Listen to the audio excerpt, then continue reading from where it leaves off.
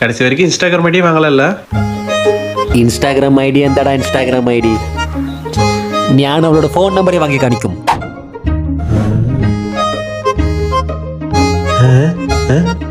എന്താടാ ഗെറ്റപ്പ് ഇത്?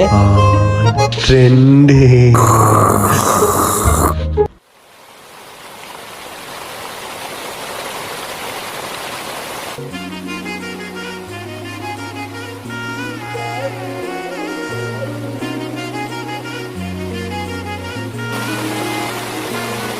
ഇവിടെ ചുമ്മാ